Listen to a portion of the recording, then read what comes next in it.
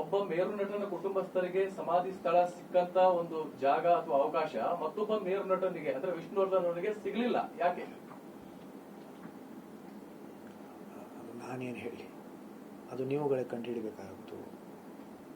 ದುರಂತ ಅದು ಅಷ್ಟೇ, ದುರಂತ ಅದು ಆಗ್ಕೂಡ್ದು. ಎಲ್ಲದಕ್ಕೂ ನಾವು ಅದಕ್ಕೆ ನಾನು ಹೇಳಿದೆ,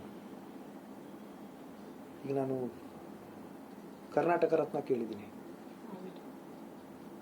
ಈಗ ನೀವು ಕೇಳಿದ್ರಲ್ಲ ಪ್ರಶ್ನೆ,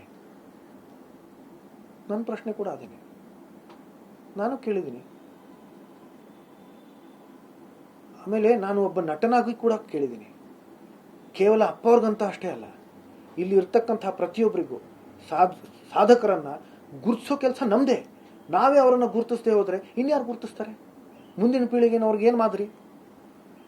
ನಮ್ಮ ಕರ್ನಾಟಕದ ಬಗ್ಗೆ, ನಮ್ಮ ಭಾಷೆಯ ಬಗ್ಗೆ, ನಮ್ಮ ಸಂಸ್ಕೃತಿ ಬಗ್ಗೆ, ನಮ್ಮ ಪರಂಪರೆ ಬಗ್ಗೆ ನಮಗೇ ಗೌರವ ಇಲ್ಲದೆ ಹೋದ್ರೆ, ಅಥವಾ ನಾವೇ ಗೌರವ ಸಲ್ಲಿಸದೆ ಹೋದ್ರೆ ಯಾರು ಸಲ್ಲಿಸ್ತಾರೆ?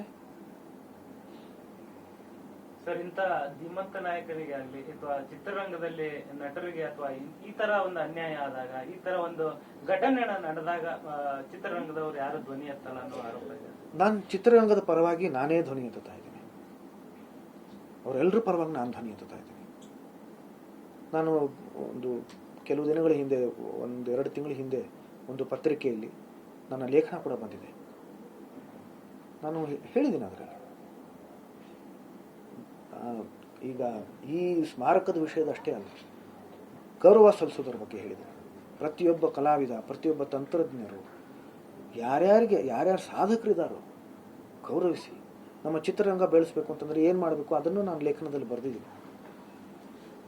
ನಮ್ಮ ಚಿತ್ರರಂಗದ ಇತಿಹಾಸ ಏನಿದೆ, ಆ ಚಿತ್ರರಂಗದ ಇತಿಹಾಸನ ಒಂದು ಎಕ್ಸಿಬಿಷನ್ ಥರದ್ದು ಒಂದು ದೊಡ್ಡ ಒಂದು ಕಟ್ಟಡದಲ್ಲಿ ಅದನ್ನು ತೋರಿಸಿ, ಇಡೀ ನಮ್ಮ ಇಷ್ಟು ಪ್ರವಾಸ ಏನಿದೆ ಎಲ್ಲ ಸಿನಿಮಾಗಳದ್ದು ಛಾಯಾಚಿತ್ರಗಳನ್ನು ಹಾಕಿ, ಅವರುಗಳ ಹೆಸರುಗಳನ್ನು ಹಾಕಿ, ಪಟಗಳನ್ನು ಹಾಕಿ, ಎಲ್ಲರನ್ನು ಮೆರೆಸಿ